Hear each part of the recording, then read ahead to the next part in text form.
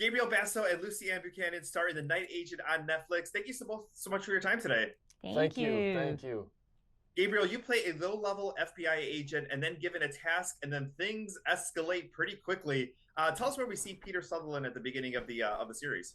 I think at the beginning of the series, Peter's just doing his job. You know, he goes to sleep during the day, he wakes up, he's in an insulated environment at night, and he just doesn't deal with people. So being thrown into it all of a sudden, I think is quite a shock.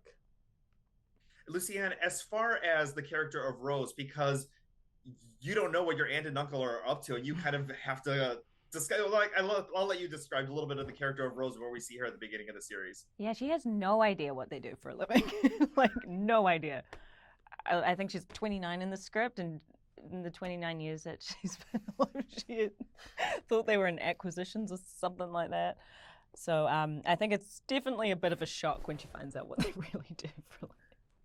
Gabriel, as far as FBI agents, tell me a little bit about the research that you did as far as preparing for this role. Did you talk to anybody? Was it just based off the book, or do you just try to form your own character? I had a few friends in law enforcement that I reached out to, and then on the show we had an FBI supervisor, and then during the room clearance stuff and some scenes, a SWAT supervisor would be on call to sort of help us out. But for the most part, I think the biggest thing for me was just making all the action feel realistic and not kung fu-y. And, I'm not taught that. FBI agents aren't taught that. So I don't think those things are practical, one. And I think that in the show to see people get hit and have fights be sloppy or aesthetically is kind of refreshing. I'm going to ask both of you, but Luciana, I'll go ahead and start with you. As far as the theme of trust, because you're both put into the situation that are both pretty brand new to each of the characters, and you have to trust each other. I know. Talk a little bit about maybe the work you guys did as a team leading up to, the filming of this series, or how you kind of formed that theme of trust. Well, I think when we both got the roles, we were just like, okay, we have to be all in and make this as good as possible. And we also hung out before, and we went bungee jumping. So that was a lot of trust, actually. I trusted him that it was a good idea. Bungee jumping, yeah, that's the best way you can trust somebody. Exactly. Yeah, If you can't trust exactly. them in that, you can't Your trust friend them in tells you anything. to jump off a bridge. Yeah, cool. Trust, trauma. So, yeah, exactly. So, yeah. What about for you, Gabriel? I think for me, it felt really organic and it was written really well, so that we could sort of rely on each other. And we did actually, we were the only two sort of constants on set in terms of actors. Yeah, so true. I think that helped a lot, is just being around each other and understanding that the workload is really high for us, and rehearsing together, and just sort of being our only friends out in Vancouver, because we didn't know anybody out there. So, having, do you want to go out, grab some dinner? Do you want to go? Like, we had to hang out with each other. We were forced. So I think it helped. And I guess when you're on a job, that's all you talk about is work. Yeah. Talk a little bit about the series in general, because obviously we live at a time with conspiracy theories. We live a time where there's a big focus on the White House and everything that's surrounding politics in general.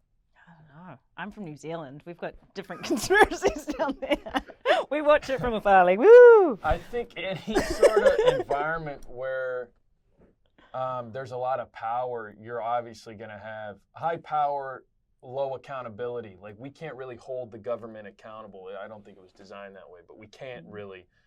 And so, I don't know. It's just, I think naturally people develop conspiracies and ideas of what people would do with zero accountability and a bunch of power. So shows like this make sense, and I think are more believable than a lot of people, think, just because it's like, why wouldn't they do this kind of crazy stuff? And Gabriel, I wanted to say the first time I met you was a decade ago when you were doing press for Kings of Summer, which is one of my favorite movies, and it makes you think so much of your childhood. Do you still keep in touch with Nick Robinson? And what was that experience Dude, like? I was just, Nick's birthday was the other day, and I was just at a sort of pool dance hall with him and Moises, so we all saw each other again, and it's been a long time, but we hang out when we can, and that process was awesome, man. Just being able to be kid in the woods and sort of hang out with them, and we shot so much B-roll of us just being in the woods together,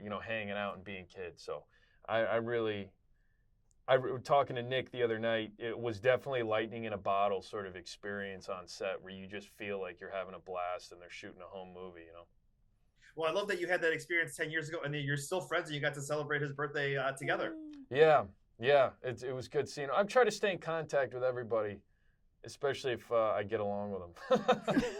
Awesome. Well, then we want to reunite 10 years from now. We want to see you and Luciane together celebrating holidays and whatnot. Yeah, exactly. Kings of Winter in 20 years. When we're 40. And the midday afternoon agent reunion. Yeah. Wonderful. Well, thank you so much for your time today. The Night Agent, starting March 23rd on Netflix. Thank you so much, Rudy. See you, man. Good seeing you again.